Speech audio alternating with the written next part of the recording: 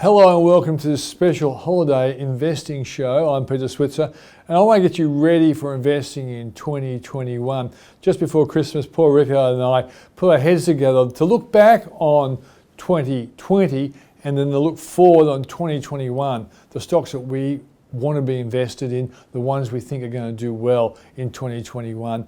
And then I want to share with you an interview I did with Bevan Slattery. Bevan Slattery is one of the best entrepreneurial tech guys in the country. I guess you'd have to put the guys at Atlassian as competition, but Slattery's been involved, founder of NextDC and Megaport. Megaport only a week ago, before I recorded this, on the Friday, it was up about 11%. People are starting to see this as a very, very interesting company for tomorrow. By tomorrow, I mean 2021 and beyond. And I think you will be impressed with how smart this Bevan Slattery is. Make sure you listen to it and think about the companies associated with.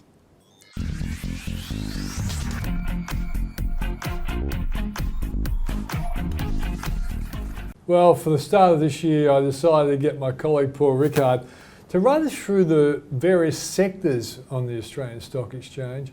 And we have a look at where he thinks the sectors are going, because Paul's a bit of a sector expert, and then we'll look at the stocks that he likes and I like in each particular sector. Might be a good way to start the year, Paul. What do you reckon?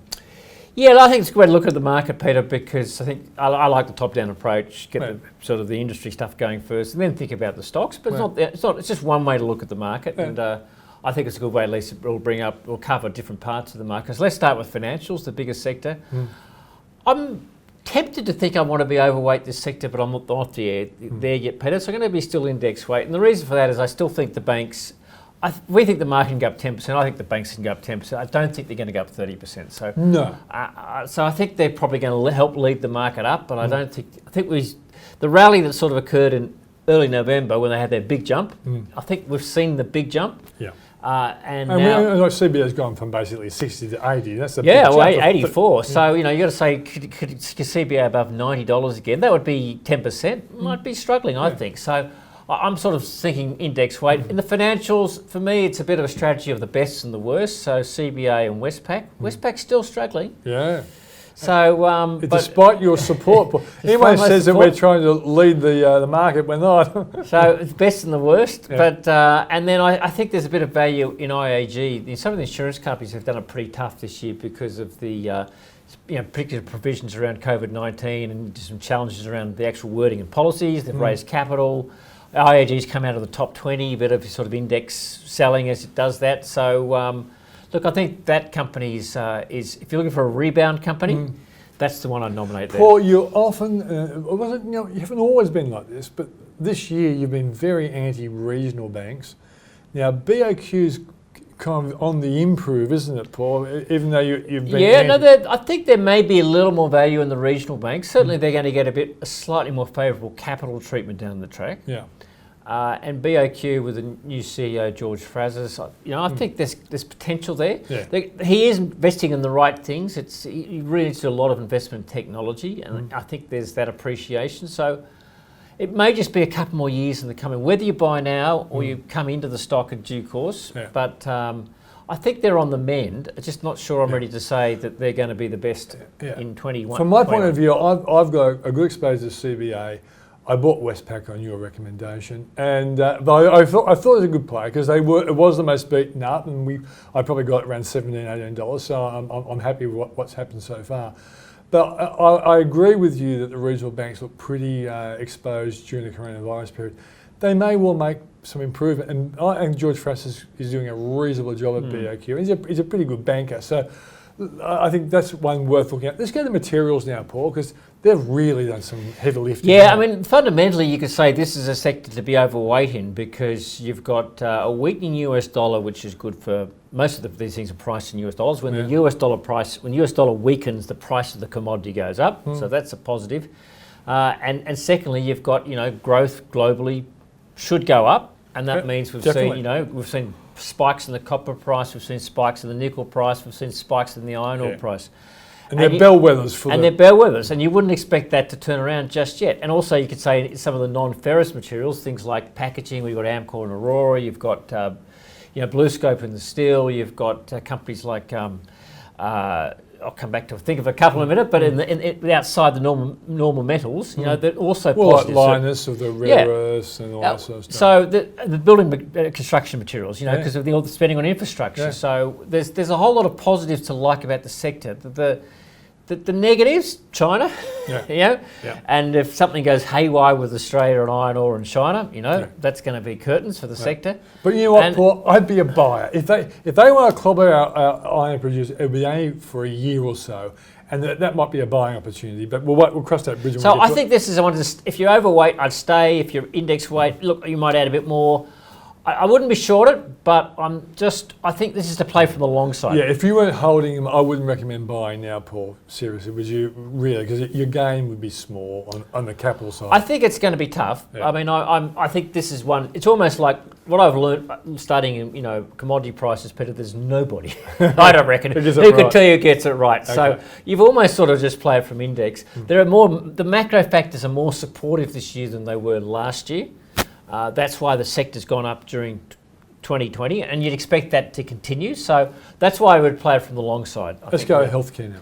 Yeah, this is a sector I have been really passionate about. Very. And it's been it's been a positive returning sector in each of the last 5 years. It's been pretty close to the best performer over the last decade. Yeah. I think this is the year to maybe just to not pull out of healthcare, but I think you pull back to index weight on healthcare. Mm. I mean, and the problem is for the healthcare sector is not the tailwinds. We all know about the ageing population, the increasing demand for health services, and then thirdly, governments keep on spending more money, right? Because they feel they have to. But the negatives here are most of our healthcare leaders are fantastic global companies. Mm. We've got a weakening US dollar, rising Australian dollar. That's going to hurt. And so your CSLs, your ResMeds, your Cochlears, your Sonic. Because they earn their money overseas. Earn the bulk of their monies overseas. Higher Aussie dollar. That means less money makes it harder, right? When you translate it. So the Aussie dollar share price automatically looks overvalued. Mm. And so I think that's a headwind all those companies have. So I'm not going short CSL for the minute, but I just don't know whether this is the time. I think you stay index weight the sector because you've got positive long-term structural tailwinds, but the rising currency I think is a big negative. So CSL is coming off the boil. How high did it get? 330 or even higher? Yes, CSL was 330, and it was the best. It's interesting. It's in the heights of the March madness, CSL was about the best supported company. Yeah. And whereas a lot of other companies have doubled or trebled since then, CSL has done almost nothing. It's up on the year a little bit, but not a lot. So if it comes to say 380, if you're around that 380 mark now, or 280 or I'm a buyer at those levels, but I think you've got to be index weight. I just don't know whether this is something to put a lot of surplus cash into if you've got a position. Yeah, and it might take you a year or two to see it get back to 350, but one day it will. Okay, let's go to consumer discretionary. Well, I think this is a sector you'd be long in. I just think that the tailwinds we've got there, we've got a surging Australian economy, right? You just can't make a mistake of that. You've got rising consumer confidence. You've got all this money that's pent up, all this lockdown pressure. People want to get out there and spend. Yeah. They can't travel overseas. And you've also got the support of the wealth effect of not just a rising share market, but you've got a recovering housing market. Yeah. And people, there's no doubt when people see their asset values go up, they feel like they might go and buy a second-hand car or do it up or more DIY equipment for home or whatever it is. And so I think you stay long this. Companies like JB Hi-Fi, Wesfarmers are all positives. Yeah. Some of the companies in the automotive trade could be attractive. It's interesting. I was talking to a mechanic today who owns a business. He was saying the wait for bull bars, for a company like ours, it's like 6 months because there's been so many. There's none left in the country. They're asking China to send more over. I mean, there are. The gambling stocks have been beaten up, and maybe that'll depend on the return of easing of those pressures. I mean, it is a sort of a stock by stock sector, but you'd have to say the economics.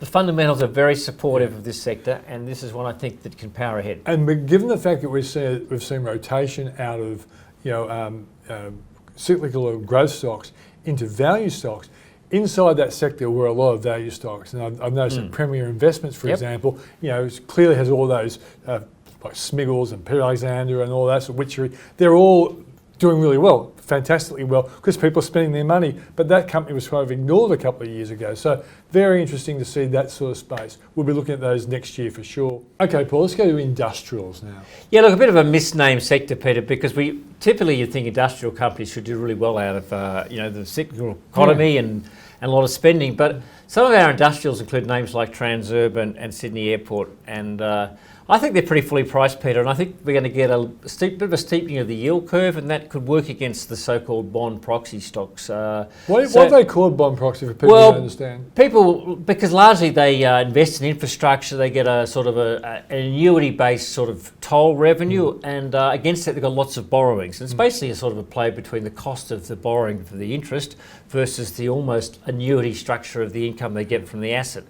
And of course, if the interest cost goes up, that of course obviously long-term affects the earnings. Now, most of these, like Transurban, they've got very long-term borrowings. It takes a long time for a change in interest rates to really have a big impact.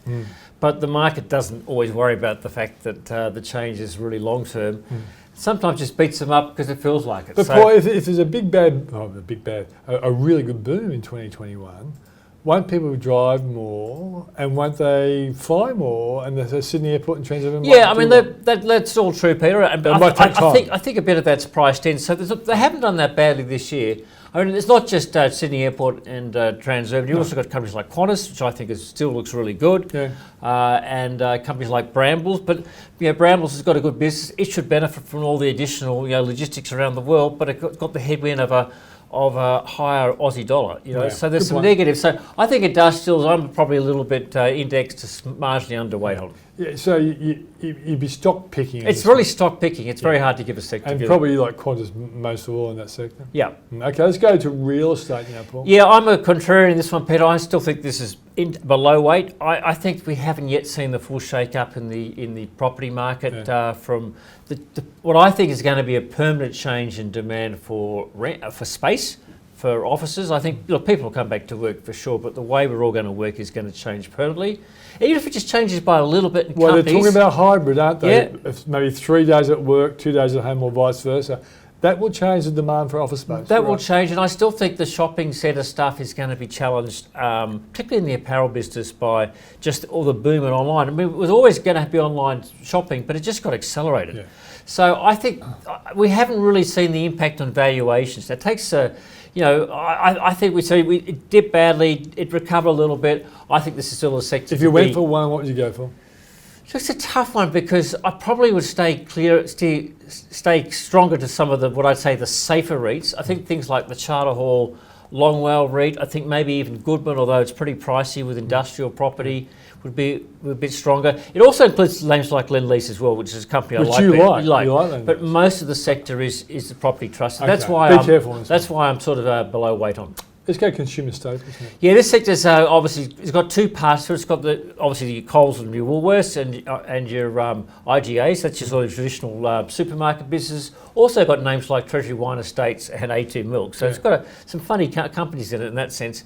I think the supermarkets are going to continue to do well simply because they did well in 2020. Yeah. I don't think that demand is going to disappear. They're a safe pair of hands, aren't they? Safe pair of hands. And I think some of they put a lot of, they had a huge amount of extra cost they had to take on for COVID-19. Some of those pressures will go, Peter, in 2021. So I think the consumer staples companies could do a lot. But a lot of the pricing pressure's gone. It's not as competitive.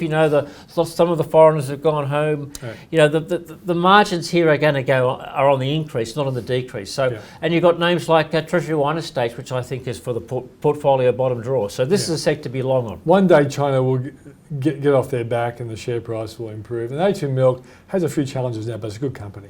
Now, Paul, what about the tech sector, IT? Yeah, look, at best performing sector in 2020 and 5 positive years in a row, which might suggest you perhaps it's time that we get a bit of rotation out of IT into other sectors. But I think the tailwinds are just so strong, Peter, and we're going to follow the lead from the US. I don't think the American market's going to desert big tech in a hurry. And I think we're going to see more investment here. So I think it's a sector to be long, and the question of which stocks, Afterpay is horrendously expensive, but it's a leader. Xero is horrendously expensive, but it's a leader. NextDC is a great company. It's going to be a stock-by-stock proposition, but I think overall, you still probably play this from the long side. Yeah, and I like my ZEET stocks, which I brought last Yep, you made year. up. Zip, Elmo Software, EML Payments, and Tyro. I think all four will have a good year because the economy, they're the sort of stocks that will do well in an improving economy. Let's go to energy. Look, I'm probably a little bit of a bear on this, Peter, because I think you and I disagree on this one a little bit. I mean, there are good reasons that you think the oil price should go up, and that should help companies like Santos and Woodside and Oil Search. I think it's already gone up a fair bit, Peter, but look, maybe it's a bit neutral on this stock. I think, I don't think you need to go overboard, because I think what we have seen is that the OPEC Plus group can in turn up production if they need to, and they will. Yeah. And while, these countries could be well supported, they're probably not going to go for a huge run up in 2021. Well, I liked it particularly when the oil price was a lot lower. It has bounced back. The whole idea of the rotation trade and the improving outlook for 2021 has meant that the oil price has picked up. And I think it will continue to do so. But the biggest gains are behind us.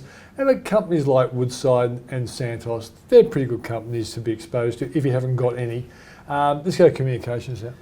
Yeah, I mean, I think this is probably underweight. This is Telstra and some of the other telcos. Also includes REA. Now, REA's done spectacularly well. So you get some funny. It's unfortunately it's like Xero's. It's gone a long way. Can you buy now? And this is one of the downside of the sectors. It's a US system, and it doesn't fully work always for Australian companies. But look, I think Telstra for income.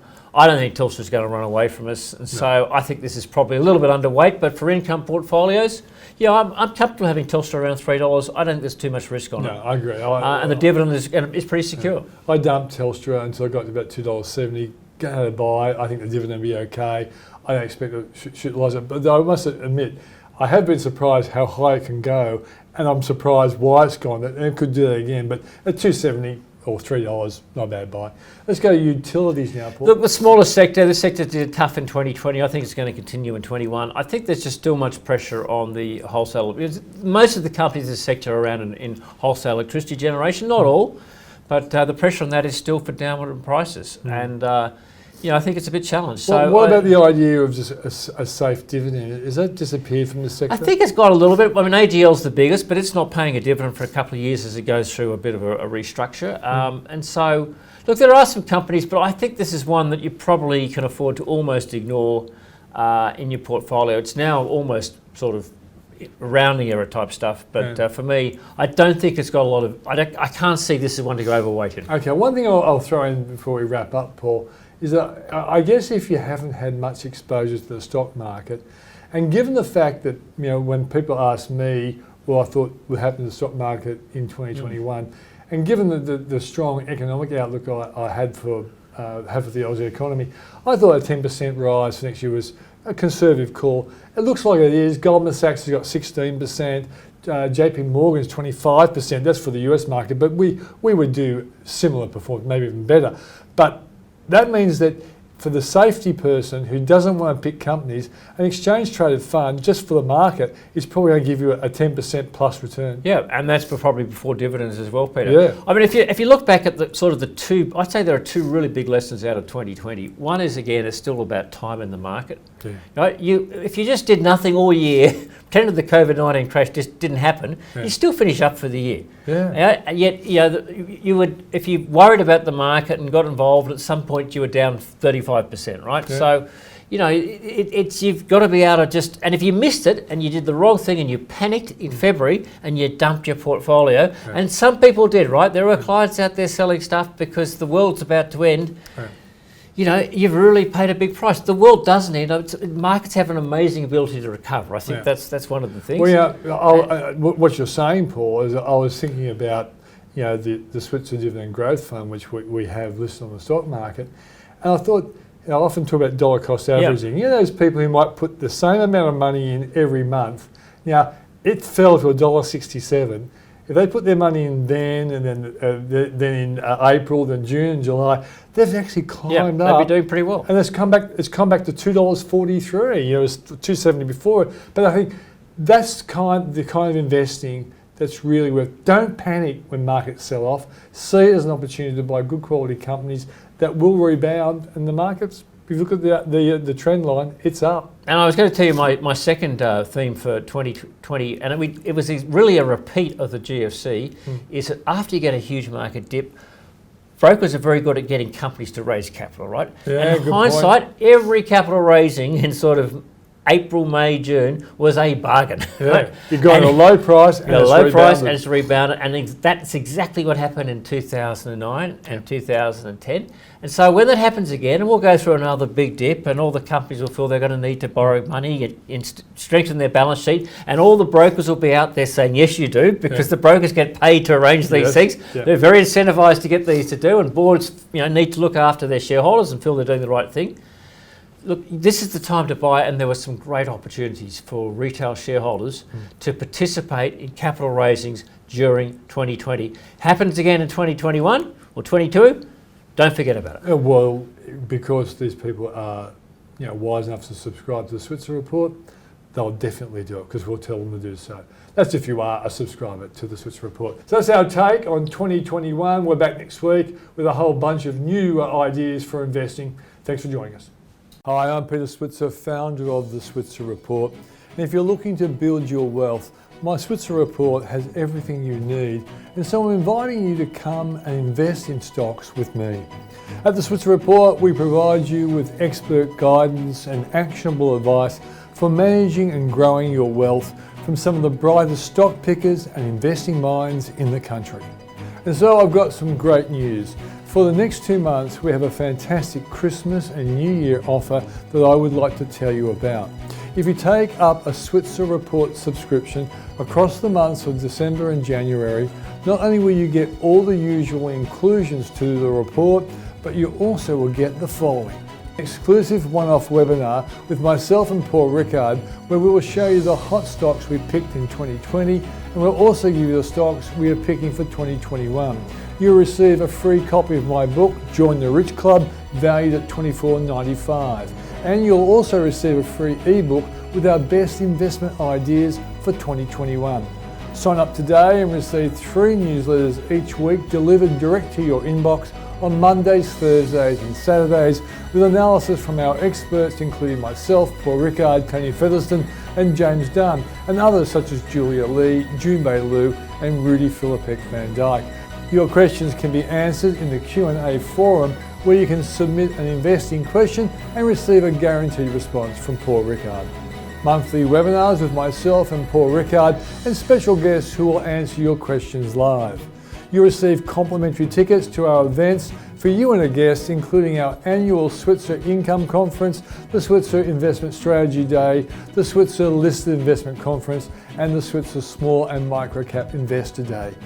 You'll also have access to our weekly Boom Doom Zoom interactive TV webinar, which are stock assessing sessions between Paul, myself and subscribers. You'll be able to view our income and growth model portfolios designed and updated each month by Paul Rickard, and you can browse the archives containing thousands of archives and resources about specific shares, the markets, SMSFs and more. Information and insights from people who live and breathe stocks 24/7 increases your chances of making some real money on the market. I really want to share with you all the insights I get access to that most investors are never lucky enough to see or hear. Come invest with me using my Switzer Report. Follow the link in the description of this episode or visit www.switzerreport.com.au to sign up for your Christmas New Year offer and join me on the journey of financial knowledge and wealth, where I will be able to call you one of my valued Switzer Report subscribers. Same with in Megaport land. Megaport started 7 years ago. We're in all these countries. We're in all the markets that every other incumbent around the world is almost in. But what we did is that we did that in a independent fashion everywhere. We encouraged all the carriers, all the enterprises to interconnect to cloud, and we saw that opportunity. And because we are neutral and independent, we're able to win that market space. And that's where we are today. And I think we do more interconnection to cloud at Megaport, I think, than any. I'm pretty sure that any carrier in the world does. Okay, talk to us about Megaport, because a lot of experts on my investing show have liked it. I've fallen into it. Because my experts, I provide them for other investors, and occasionally they get me in as well. I'm in. So, but for people who don't understand Megaport, what does it essentially do that's so unique? Yeah, so its greatest value proposition is we did the connectivity what Amazon did to compute. Okay, and so what does that mean? So what Amazon did is that they really brought the cloud to enterprises where a company can just rent compute capacity on demand, dial it up, dial it down, do it themselves without talking to anyone, signing an order form, doing whatever. So this Amazon juggernaut was happening. This cloud's coming in. Enterprise want to connect to it. The problem is that the cloud didn't live in every data center. All these enterprises needed to get to these, what they call cloud on-ramps, and they lived in very few data centers in a country. So we realized this early, and we said, hey, let's create a platform that allows anyone in, for example, we're in about 50, 60 data centers in Australia. It doesn't matter where Amazon or Microsoft Azure sits or Google Compute sits or Oracle Compute sits. Just get a port on the Megaport platform in whichever data center that you're in, and we'll manage that connectivity to all the different cloud providers over that one single port. And again, you can do it in a web portal using the application. You can sit there and go, I want to connect my network, my enterprise network, into my infrastructure sitting on Amazon. I want to connect it now at 5,000 megabits per second. Go. And it happens within a minute. And so what we did is we virtualized the whole connectivity experience from whatever data center. Now there's 700 data centers or so around the world, into any one of the major cloud on-ramps anywhere in the world. So does that mean that you don't have to lock into a contract for a set period of time where you might not use much of it? It's basically, when you want it, you can basically access it and pay for it. Completely on demand. 100% on demand. You can do a connection for as little as a minute for as long as a year. And you can dial it up and dial it down. You're Victoria Racing and you've got the Melbourne Cup on this week. You need a lot of compute, and you go order that from Amazon, and then you can order 10,000 megabits of connectivity for 1 week from Megaport. And then as soon as the spring carnival's over, you turn it straight back down again. It's that simple. That's a great example. So I guess businesses would do it over the Christmas shopping period, Black Friday. Absolutely. 100%. Yeah, and COVID, we saw when COVID, first came on, and enterprises said, we've got to move out of the office. The amount of traffic we saw come on the network, and the amount of new interconnections made into different cloud operators was massive in March. It was huge. Megaport's rivals, are there many businesses doing what you guys are doing at this point in time? No, certainly we're the leaders in it. There's a few people kind of coming up, but we had about a 4-year head start of scale. I always say to people, we were so far ahead. The analogy I would give people is like it's kind of like when you think it's going to be a great day at the surf, and you're surfing out, and the big waves are coming, and you're out there all alone. You kind of think, are the waves coming? Is the big wave coming? You start not being sure, but when it does come, you're there and you're set. So we were certainly out there, far and early ahead of everyone, and which is why we've got over 2,000 clients on the platform today.